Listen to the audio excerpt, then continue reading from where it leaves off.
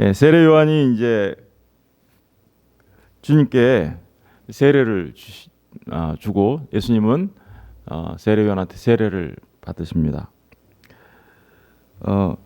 그리고 물에서 올라오실 때 하늘이 열리고 하나님의 성령이 비둘기같이 내려 자기 위에 임하심을 보셨다, 이렇게 기록하고 있죠. 그럼 성령이 내렸다, 주님께 성령이 내렸다라는 이 말이 굉장히 중요한 의미들을 갖고 있죠. 예. 세례 요한이 이렇게 물 세례를 준 이유가 뭐라 그랬어요? 예, 어제 우리가 이제 주님께서 말씀하신 그 의를 이루기 위한 일이 거기 제일 중요한 의미가 포함되어 있지만, 세례 요한한테는 사명이 있었죠. 예, 그 주님을 드러내는 거였어요, 이스라엘 앞에. 그죠? 예. 우리 요한복음 다시 가서 한번 보고 올게요. 요한복음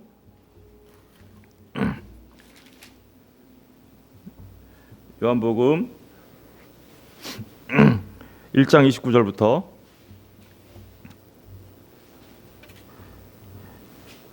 이튿날 요한이 예수께서 자기에게 나오심을 보고 이르되 보라, 세상 죄를 지고 가는 하나님의 어린 양이로다.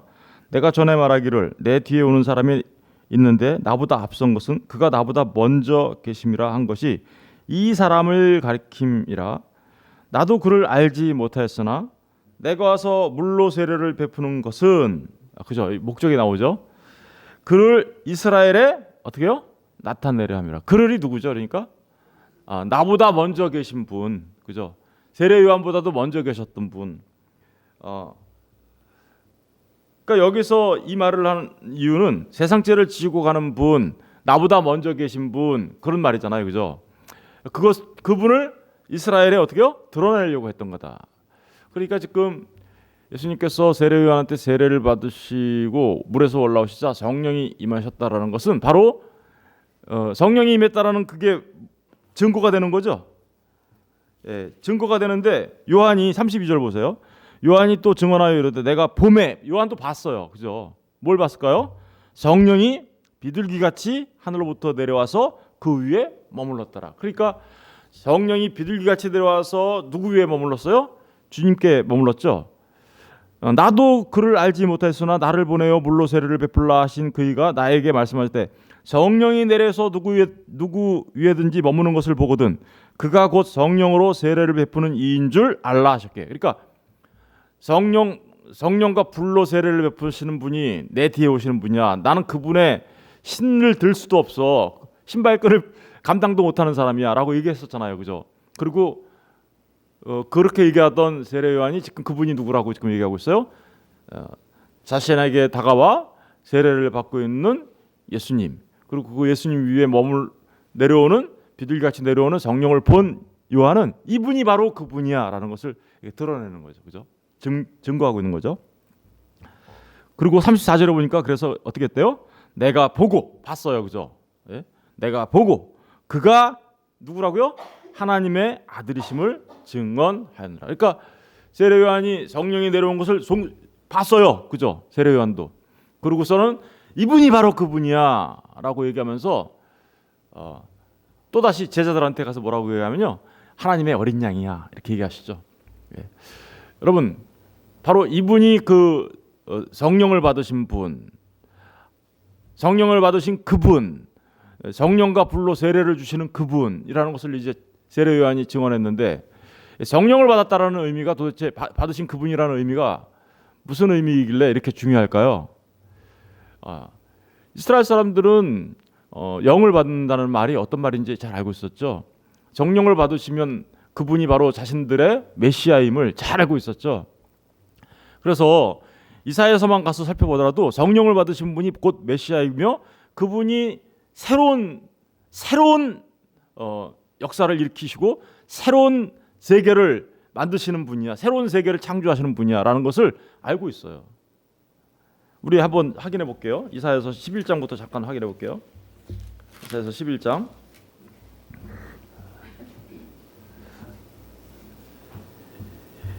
11장 1절 이새의 줄기에서 한 싹이 나며 그 뿌리에 한 가지가 나서 결실할 것이요 그의 위에 여호와의 영, 그죠? 여호와의 영 곧 지혜와 총명의 영이요 모략과 재능의 영이요 지식과 여호와를 경외하는 영이 강림하시리니 그가 여호와를 경외함으로 즐거움을 삼을 것이며 그의 눈에 보이는 대로 심판하지 아니하며 그의 귀에 들리는 대로 판단하지 아니하며 공의로 가난한 자를 심판하며 정직으로 세상의 겸손한 자를 판단할 것이며 그의 입에 막대기로 세상을 치며 그 입술의 기운으로 악인을 죽일 것이며 공의로 그의 허리띠를 삼으며 성실로 그의 몸에 띠를 삼으리라. 이거 뭐 하시는 분이라는 거예요? 성령 받으신 그분이 공의로 심판하시는 분. 그런데 6절 보세요. 그때 이리가 어린 양과 함께 살며 표범의 어린 염소와 함께 누우며 송아지와 어린 사자와 살찐 짐승이 함께 있어 어린 아이에게 이끌리며 암소와 곰이 함께 먹으며 그것들의 새끼가 함께 엎드리며 사자가 소처럼 풀을 먹을 것이며 젖먹는 아이가 독사의 구멍에 있어 장난하며 젖된 아이가 독사의 굴에 손을 넣을 것이라. 내 거룩한 삶 모든 곳에서 해됨도 없고 상함도 없을 것이니 내 거룩한 삶 모든 곳에서 뭐가 없어요? 해됨도 없고 상함도 없을 것이니 이는 물이 바다를 덮은 같이 여호와를 아는 지식이 세상에 충만할 것이다. 여러분, 그러니까 이 여호와의 영이 임하신 그분을 통하여 어떤 세상이 펼쳐지나요?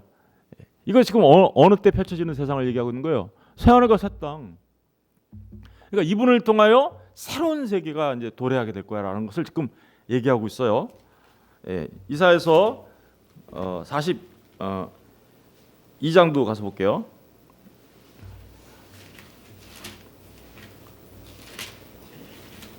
이사야서 42장.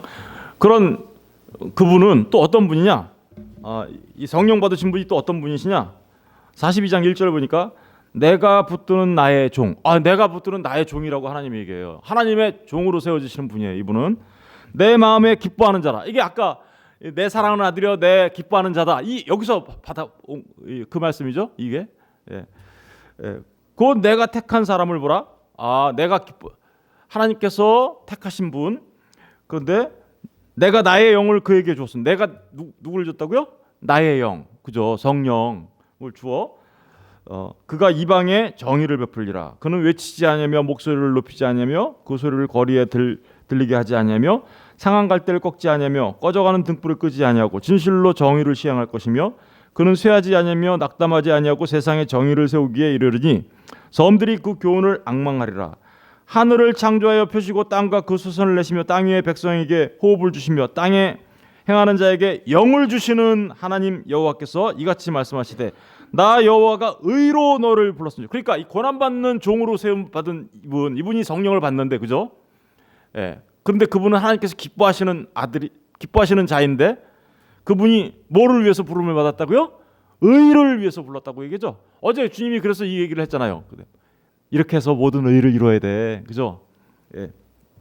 의로 너를 불렀은즉 내가 내 손을 잡아 너를 보호하며 너를 세워 백성의 언약과 이방의 빛이 되게 하리니 내가 눈먼 자들의 눈을 밝히며 갇힌 자를 감옥에서 끌어내며 흑암에 앉은 자를 감방에서 나오게 하리라. 나는 여호와니 이는 내 이름이라. 나는 내 영광을 다른 자에게 내 찬송을 우상에게 주지 아니하리라. 보라, 전에 예언한 일이 이미 이루어졌느니라. 이제 내가 새 일을 어떻게요? 새 일을 알리노라. 그러니까 이 고난받는 종, 하나님께서 택하시는 사람, 그리고 하나님께서 기뻐하시는 이 사람을 통하여 의를 이루는데 그 일을 통하여 뭐가 이루어져요? 새 일을 하시려고 한다라는 것을 알 수 있겠죠. 그 일이 시작되기 전에라도 너희에게 이루노라. 그 일이 시작되기 전에 지금 얘기하고 있잖아요. 지금 이사야 선지자를 통해서, 그죠? 여러분, 그러니까 주님이 성령을 받으셨다라는 것은 새 하늘과 새 땅, 새로운 창조, 새 일, 그리고 의를 이루어서, 그죠? 그런 의미들이 계속해서 담겨져 있는 것을 우리가 볼 수 있어요. 이사야서 61장도 가서 볼게요. 61장.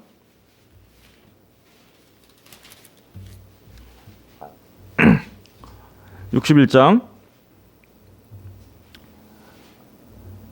1절 주 여호와의 영이 내게 내리셨으니 이는 여호와께서 내게 기름을 부으사 가난한 자에게 아름다운 소식을 전하게 하려 하심이라. 나를 보내서 마음이 상한 자를 고치고 포로된 자에게 자유를, 갇힌 자에게 노임을 선포하며 여호와의 은혜의 해와 우리 하나님의 보복의 날을 선포하여 모든 슬픈 자를 위로하되 무릇 지온에서 슬퍼하는 자에게 화관을 주어 그 죄를 대신하며 기쁨으로 그 슬픔을 대신하며 찬송의 옷으로 그 근심을 대신하시고 그들이 의의 나무 곧 여호와께서 심으신 그 영광을 나타낼 자라 일컬음을 받게 하려 하심이라. 그들은 오래 황폐했던 것을 다시 쌓을 것이며 옛부터 무너진 곳을 다시 일으킬 것이며 황폐한 성읍 곧 대대로 무너져 있던 것을 중수할 것이며 외인은 서서 너희 양떼를 칠 것이요 이방 사람은 너희 농부와 포도원지기가 될 것이나 오직 너희는 여호와의 제사장이라 일컬음을 받을 것이요 사람들이 너희를 우리 하나님의 봉사자라 할 것이며 너희가 이방 나라들의 재물을 먹으며 그들의 영광을 얻어 자랑할 것이니라. 여러분 여기 쭉 보다 보니까 이 여호와의 영, 주 여호와의 영이 내리면 어떤 일이 벌어진대요? 가난한 자에게 아름다운 소식을, 그리고 마음이 상한 자는 고쳐지고 포로된 자에게는 어떻게 해요? 자유를 주고 갇힌 자는 노임을 선포하고, 그래서 여호와의 은혜의 해와 신원의 날이 동시에 선포되고, 그죠? 그래서 슬퍼하는 자에게 화관을 주고 죄를 대신하여 기쁨으로, 슬픔을 대신하여 찬송의 옷으로 입히시는 그런 분, 그죠? 그래가지고 마침내 우리를 뭘로 만들어요? 오직 너희는 여호와의 제사장이라 6절에 보니까 일컬음을 받을 것이라 사람들이 너희를 우리의 하나님의 봉사자라 할 것이. 그러니까 이분이 오셔서 수많은 사람들, 그 암흑에 갇혀 있었던 사람들, 가난한 자, 포로된 자, 자유함이 없었던 자, 마음이 상해, 이런 사람들을 다 회복시켜서 어떻게 하는 거예요? 하나님의 제사장, 하나님의 봉사자로 세우시는 분이라는 의미가 이 성령이 내리신 그분, 그러니까 세례 요한이 누굴 찾았던 거예요? 이사야 선지자가 예언했던 바로 이 분을 찾았던 거예요. 그죠? 이런 분을. 여러분 이 말씀들을 잘 기억하셔야 돼요. 지금 읽었던 말씀들을. 왜냐하면 다 이게 우리들 얘기거든요. 저와 여러분의 얘기거든요. 예. 이제 다시 그 마태복음으로 돌아가면요. 마태복음 3장으로 돌아가시면 바로 그게 바로 하나님께서 예수님께 세례를 베푸셨다라는 것이 이렇게 이미 구약에서 예언되었던 그 일이 이제 앞으로 성취되어질 거라는 그런 의미가 벌써 여기에 담겨져 있는 거죠. 그런데 세례를 받으실 때 어떤 일이 있었나요? 16절을 다시 보니까 예수께서 세례를 받으시고 물 위에서 올라오실 때 하늘이 열리고 성령이 내려오셨는데 어떻게 내려오셨대요? 하늘이 열리고 하나님의 성령이 뭐처럼 내려왔대요? 비둘기. 성령님이 지금 뭐처럼 내려왔대요? 비둘기 같이 내려왔다고 그러죠. 여러분 비둘기 제가 주일날 설교를 했는데 비둘기 같이 내려왔다. 이 비둘기 같은 성령이니까 어떻게 내려왔을까? 누가복음에는요 정확하게 나와요. 비둘기 같은 형체로 내려왔다. 형체라는 단어를 일부러 누가는 썼어요. 우리 누가복음 가서 확인해 볼까요? 누가복음 3장 22절.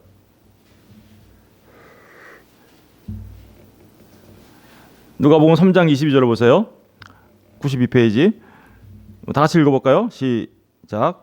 성령이 비둘기 같은 형체로 그에 의해 강림하셨다. 형체라는 말을 쓰고 있죠, 일부러. 그죠? 그러니까 비둘기 같은 형체로 내려왔다. 뭐였다는 거예요? 보였다라는 거예요, 이게. 그죠? 보였다, 눈에. 네. 근데 비둘기라는 단어를 굳이 쓰고 있죠? 이 비둘기라는 단어를 쓰고 있는 이유가 뭘까요? 여러분, 우리 창세기 1장 2절을 가서 읽어볼까요? 창세기 1장 2절. 창세기 1장 2절을 보면 다 같이 읽어볼게요. 시작. 땅이 혼돈하고 공허하며 흑암이 깊음 위에 있고 하나님의 영은 수면 위에 운행하시니라.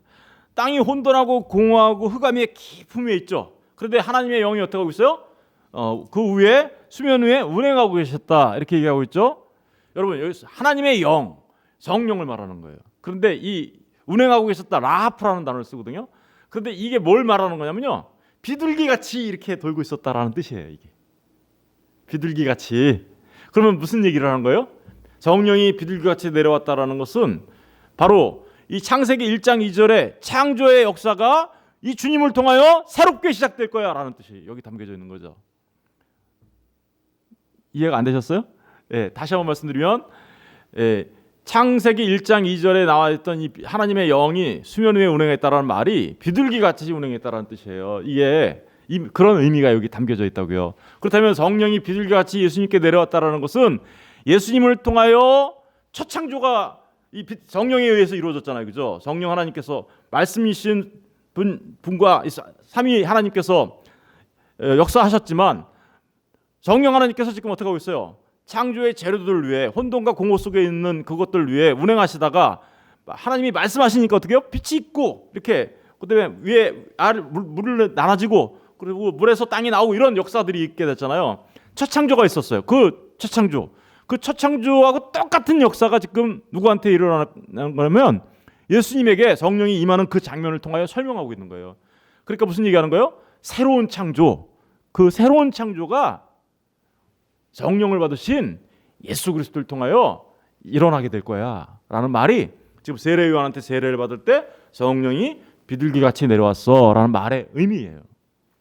그러니까 어둠과 혼돈과 공허 속에 있는 상태에서의 첫 창조에 비견할 만한 일이 예수님을 통해서 일어난다는 얘기죠. 그러면 어둠과 혼돈과 공허 속에 아까 우리 봤잖아요. 포로된 자, 갇힌 자, 이게 다 뭐예요? 다 죄로 말미암아 혼돈과 공허 속에 있는 우리들을 말하는 거잖아요. 그들이 새롭게 창조될 거야 라는 의미가 바로 여기 있는 거예요.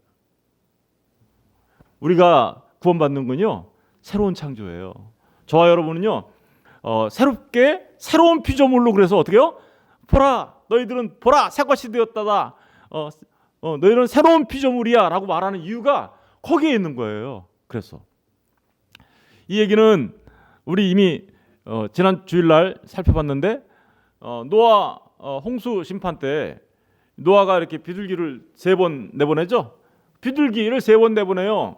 비둘기가 3번 나갔다 한 번 나갔다 들어오고 두 번째 나갔다 들어올 때는 감람나무 이파리를 들고 오죠. 감람나무 그 뭐예요? 뭐라 그랬어요? 성령을 상징한다고 했잖아요, 그죠? 그 성령을 상징하고 그리고 3번째 왔더니 뭐가 나왔어요? 비둘기가 안 돌아와. 그랬더니 안 돌아왔더니 뭐가 나타났어요? 마른 땅이 나타났다고 했죠. 그 마른 땅이 상징하는 게 뭐였어요? 새하늘과 새 땅을 상징하는 거라고요. 그 새하늘과 새 땅을 그 비둘기가 나타나는 거는요 새 창조를 상징하고 있는 거예요. 비둘기. 그러니까 지금 세례 요한을 통하여 세례를 받으실 때 하늘로부터 비둘기같이 성령이 내려왔다라는 말은 주님을 통하여 죄로 말미암아 혼돈과 공허 속에 있었던 그리고 물속에 잠겨 있었죠. 저주의 바다에 빠져 있었죠. 노아 홍수처럼 그런 사람들이 어떻게요? 새롭게 창조하시는 이 예수님을 통하여 새로운 피조물로 태어나게 되어 그들은 이제 하나님의 제사장이요 하나님의 봉사자라고 불릴 놀라운 축복이 일어나게 될 거다라는 말이 이 안에 담겨져 있는 거예요. 믿으십니까? 저와 여러분이 그렇게 창조된 거예요. 그러니까 우리가 하나님의 백성 되고 우리가 하나님을 아버지라고 부르는 그 일이 얼마나 놀라운 일이 벌어진 건지 아시겠죠? 창조 역사하고 버금가는 일이 지금 벌어진 거예요, 우리 안에. 우리가 예수를 믿는다는 건 불가능한 일이에요, 사실은. 그런데 그 일이 가능해진 것은 바로 그 예수님께서 우리를 새로운 피조물로 성령을 통하여 만드셨다라는 의미가 여기 안에 있는 거죠. 그런데 또 중요한 게 있어요. 비둘기같이 성령이 내려오는데 어떻게 했대요? 하늘이 어떻게 했대요? 하늘이 열렸다 이렇게 얘기죠. 이 하늘이 열렸다라는 말도 굉장히 중요한 말이에요. 이 하늘이 열렸다라는 말은 에스겔서 1장 1절을 가서 보면 하나님께서 어떤 특별한 행동을 하실 때 열려요. 하나님께서 하늘의 계시를 이렇게 보여줄 때. 우리 에스겔서 한번 가서 볼까요? 예. 뭐 굉장히 많은데 시간이 항상 시간이 아쉬운데 에스겔서 1장 1절을 가서 보세요.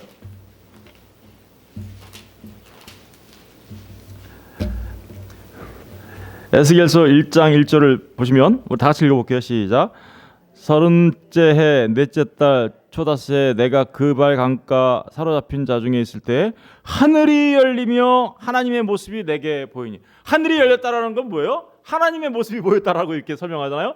그러니까 뭐냐면 하나님께서 뭔가 이렇게 우리들에게 보여주실 때, 계시하실 때, 하나님의 행동을 드러낼 때, 이럴 때 하늘이 열린다라는 표현을 쓰죠. 이사야서 64장도 잠깐 가서 볼까요? 이사야서 64장. 이사야서 64장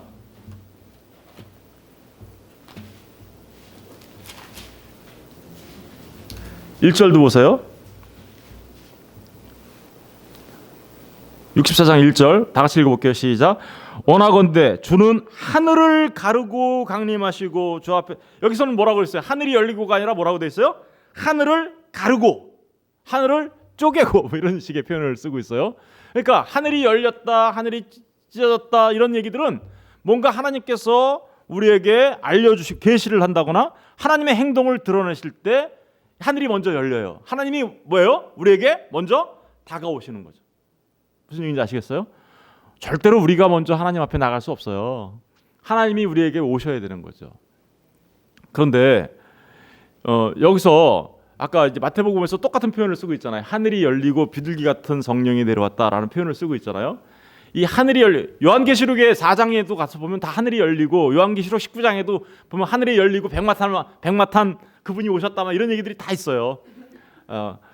그런데 그런 표현을 썼는데 하늘이 열리고 성령이 임해서 예수님께 임했다라는 얘기를 하는데 이게 그냥 열린 게 아니에요. 그냥 열린 게 아니고, 우리 마가복음 잠깐 가서 볼까요? 마가복음 1장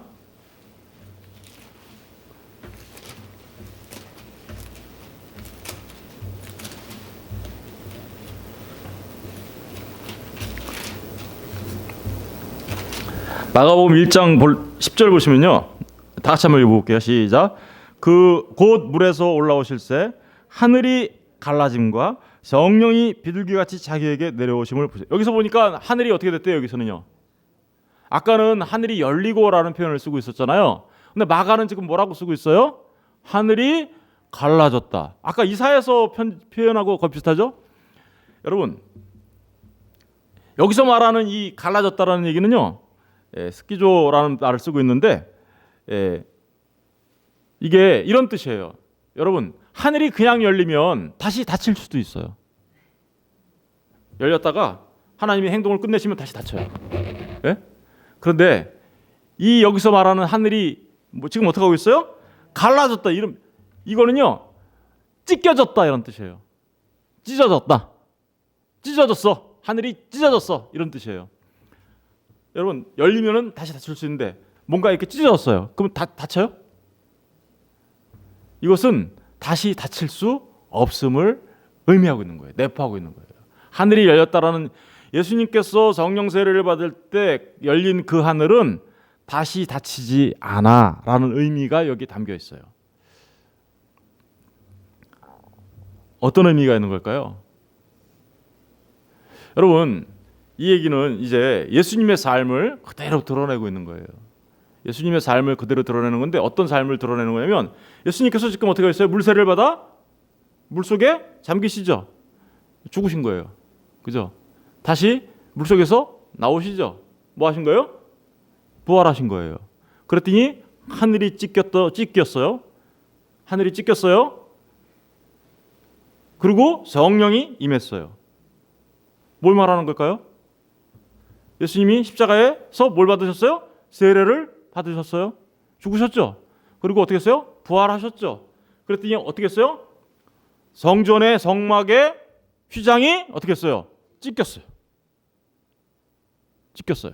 그리고서는 어떻게 했어요? 우리가 하나님께로 나갈 수 있는 길이 열렸어요. 그리고는 예수님께서 하늘 보좌에 오르시고 난 뒤에는 어떻게 했어요? 우리에게 뭘 보내주셨어요? 성령을 보내주셨어요. 이거 똑같은 장면이잖아요. 그죠? 다른가요? 그러니까 예수님께서 세례요한한테 세례 받으신 이 장면은 주님이 이 땅에 오셔서 지금 공생애를 이제 시작하시는 거잖아요. 공생애를 시작하는, 그 사실은 다시 말하면 이 기름 부음을 받았다라는 것은 너는 내 아들이요라는 말은 무슨 얘기냐면요, 그게 왕의 취임식을 말하는 거예요. 왕의 취임식. 그리고 그 왕이신가요? 기름을 받았다는 얘기가 선지자이시며 또 뭐예요? 대제사장으로서의 공생의 취임식을 하신 거예요. 그리고 그 취임을 통하여 이제 비로소 그 일을 시작하시는 건데, 주님이 하시는 그 일들을 그대로 다 드러내고 있죠. 십자가에 달려 죽으시고 부활하시고, 그러자 하늘이 찢기고 어떻게요? 성령을 부어주시는 그 일을 이 세례 요한에게 세례받는 장면에서 똑같이 예표론적 비슷하게, 그죠? 우리에게 보여주고 있는 거죠.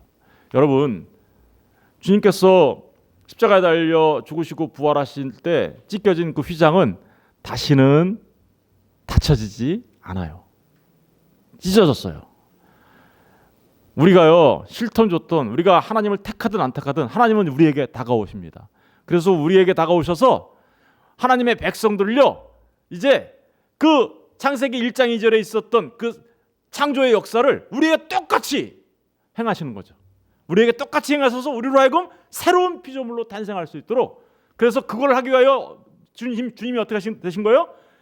십자가에 달려 죽으시고 부활하시고 승천하시고 성령을 우리한테 보내주셨단 말입니다. 그 얘기를 그대로 하는 거잖아요, 지금 이게. 그런데 주님의 그 삶이 또 누구의 삶이에요? 저와 여러분의 삶이죠. 저와 여러분도 어떻게 해요? 예수님과 함께 십자가에 달려 죽죠. 연합이죠, 이게. 우리가 세례받았다라는 의미가 바로 그걸, 우리가 성령으로 세례를 받았다, 혹은 물세례를 받았다라는, 물세례는 우리의 그런, 우리가 성령 세례 받은 것을 표징하는 거잖아요, 그죠? 우리가 세례 받았다라는 건 뭐예요? 예수님과 함께 십자가에 달려 죽고, 그리고 예수님과 함께 부활하신 예수님과 우리 함께 생명으로 나왔다가, 그죠? 그래서 우리가 그렇게 됐다는 얘기는 우리가 이미 성령으로 세례를 받았다라는 의미고, 우리 안에 성령이 있다라는 얘기고, 그래서 우리가 뭐가 됐다라는 거예요? 우리에게는 뭐가 어떻게 됐어요? 하늘 문이 열려 있는 자들이고, 그죠? 하늘이 우리에게 다가와서, 그리고 또 우리가 어떻게 된 거예요? 새로운 피조물이 된 거죠. 그러면 우리도 뭔가 취임했죠. 주님이 왕으로서, 선지자로서, 대제사장으로서 취임하셨잖아요. 그런데 이렇게 예수를 믿어 예수님과 함께 십자가에 달려 죽고 연합한 자로서, 그리고 다시 생명으로 산 자로서, 그리고 앞으로 이제 부활할 자로서, 그죠? 그런데 하늘이 열려서 우리가 새로운 피조물로 된 사람으로서 우리도 뭔가 취임했죠. 뭘로 취임했나요? 아까 이사야서 61장에 봤잖아요. 너희들은 하나님의 뭐요? 제사장이요, 봉사자. 그래서 너희는, 베드로 사도가 뭐라 그래요? 너희는 택하신 족속이요, 왕 같은 제사장이야. 그러니까 우리의 예수님의 삶을 그대로 따라가는 사람들이 누구라는 거예요? 성도들. 성도들도 그대로 따라간다는 것을 이 안에 내포하고 있는 거죠. 너무 놀랍지 않나요? 저는 이거를 공부하다가, 와, 이거 예수님이 세례받으신 장면이 그대로 예수님의 삶을 말하고 있고, 또 예수님의 삶 자체가 그대로 성도의 삶이며, 우리가 십자가에 달려 죽고 생명으로 사는 그 삶 자체가 바로 주님이 왕이시요, 선지자요, 대제사장으로서 삶을 사셨던 것처럼 우리 또한 이제는 뭐예요? 왕 같은 제사장으로서 이 땅에서 살아가야 함을 말하고 있는 거구나 라는 것을 알게 되었습니다. 우리 시편 2편을 가서 볼게요. 시편 2편.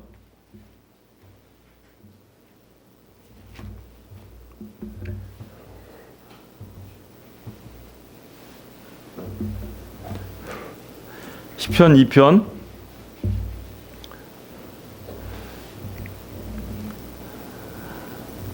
어찌하여 이방 나라들이 분노하며 민족들이 헛된 일을 꾸미는가? 세상의 군왕들이 나서며 관원들이 서로 꾀하여 여호와와 그의 기름 부음을 받은 자를 대적하며. 세상은 이렇게요. 기름 부음 받은 자 누구죠? 방금 전에 여태까지 우리가 설명했던 예수 그리스도를 말하는 거죠. 대적하며 우리가 그들의 맨 것을 끊고 그의 결박을 벗어버리자 하는도다. 하늘에 계신 이가 웃으시며 주께서 그들을 비웃으시리로다. 그때 분을 바라며 진노하사 그들을 놀라게 하여 이르시기를 내가 나의 왕을 어떻게요? 내 거룩한 산 시온에 세웠다 하시리로다. 주님께서 세례 요한에게 세례를 받으시고 하늘이 열리고 기름 부음을 받으신 것은 하나님께서 세우신 왕, 나의 왕, 그 왕을 어떻게요? 거룩한 산 시온산에 세우신 것이죠. 그리고 그 왕을, 그러니까 왕의 등극식인 거예요. 아까 그 세례 요한에게 세례받은 예수님은 왕으로서의 등극식을 한 거죠. 그리고 실제로 어떻게 해요? 예수님이 십자가에 달려 죽으실 때 유대인의 왕, 이스라엘의 왕으로서 죽으시죠. 그런 얘기를 하고 있는 거예요. 7절 내가 여호와의 명령을 전하노라. 여호와께서 내게 이르시니 시대 너는 내 아들이라. 오늘 내가 너를 낳았도다. 여기 아까 하늘이 열리고 비둘기같이 성령이 내려오자 하늘에서 소리가 들죠. 이는 내 기뻐하는 자요, 내 사랑하는 아들이다. 그죠? 아들. 지금 이 시편에 있는 말씀을 그대로 인용하여서 지금 말하고 있는 겁니다. 주님이 누구라는 거예요? 왕. 여러분, 왕으로서 등극하신 그분이 선지자이시며 기름 부음 받은 자의 삼중직이 뭐예요? 왕, 제사장, 선지자잖아요. 그 예수님의 삶이 이제 예수님과 함께 연합된 모든 사람의 삶에도 그대로 나타난다라는 거예요. 저와 여러분이 그러니까 이 땅에서 그 놀라운 새로운 피조물로 탄생한 우리들의 삶의 모습은 어떤 거여야 되는 거예요? 왕 같은 제사장으로서의 삶이 우리 가운데 있어야 함을 말하는 거죠. 우리 베드로전서 가서 볼게요.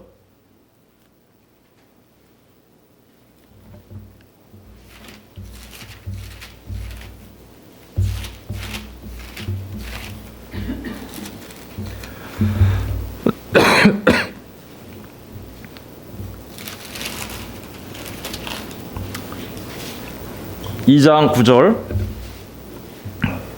9절을) 볼게요. 다 같이 읽어보겠습니다. 시작. 그러나 너희는 택하신 족속이요 왕 같은 제사장들이요 거룩한 나라요 그의 소유가 된 백성이니 이는 너희를 어두운 가운데서 불러내어 그의 기이한 빛에 들어가게 하신 이에 아름다운 덕을 선포하게 하려 하심이라. 우리 왕 같은 택하신 족속, 왕 같은 제사장, 거룩한 나라, 그의 소유가 된 백성인데 왜 그렇게 만드셨냐면 만드신 이유가 나오죠. 이는 너희를 어두운 데서 불러내요. 그죠? 혼돈과 공허 속에 있었던 우리를 새롭게 창조하셔서 그죠? 그 기이한 빛에 들어 우리 가운데 빛이 있으라 해서 빛이 있어졌잖아요. 그죠? 우리 마음에. 그래서 새롭게 창조된 우리에게 하신 그 일, 그렇게 하신 그분의 들어가 계신 이의 아름다운 뭐를요? 덕을 선포하게 하려 한다. 저와 여러분을 통해서 무슨 일을 하게 하신다고요? 주님께서 이렇게 우리를 이렇게 새로운 피조물, 새로운 창조물로 만들어 주신 그 은혜를 우리가 세상을 향하여 선포하며 살아가는 사람들로 세우시기 위하여 우리를 그렇게 하셨다라는 거죠. 그렇다면 우리의 삶의 목적이 뭐여야 되겠어요? 우리의 삶의 목적은 그러니까 정해져 있는 거예요. 우리의 삶의 목적은 우리에게 그런 은혜를 주신 그 은혜를 받은 자로서 우리에게 주신 그 사명들, 지금 그렇죠? 그분의 아름다운 덕을 선포하는 일 자체가 우리의 삶의 사실은 어떻게 보면 전부여야 되는 거예요. 그래서 그렇게 살 때 정말 하나님의 영광을 위해서 살아가는 삶이 되는 것이죠. 여러분, 주님께서 세례를 받으셨어요. 그것은 곧 저와 여러분에게 일어난 일들을 예수님이 먼저 어떻게 하신 거예요? 먼저 하신 거예요. 그러니까 다시 말하면 내 사랑하는 아들이요 내 기뻐하는 자라고 하나님께서 예수님한테 얘기하시죠. 근데 하나님께서 내 사랑하는 자요 내 사랑하는 아들 내 기뻐하는 자가 되려면 어떤 일이 벌어져야 된다는 거예요? 예수님과 함께 십자가에서 달려 죽고 부활하신 예수님과 함께 생명으로 나오고 그리고 성령을 받은 자로서 그죠? 예수님과 같은 삶을 살아가는 사람, 그 사람들이 누구라는 거예요? 하나님의 아들. 그리고 예수님은 하나님의 아들이죠. 단수로서. 근데 우리는 또 왜요? 하나님의 아들들. 예수님은 그리스도이시죠. 기름 부음 받으신 자로. 우리는 기름 부음 받은 자들로 뭐예요? 그리스도들이에요. 아니, 사람들은 우리가 그리스도들이라고 하면 거부감을 가져요. 왜 거부감을 갖냐면 그리스도는 예수님뿐인데 그러면 기름 부음 받은 자가 예수님 한 분인가요?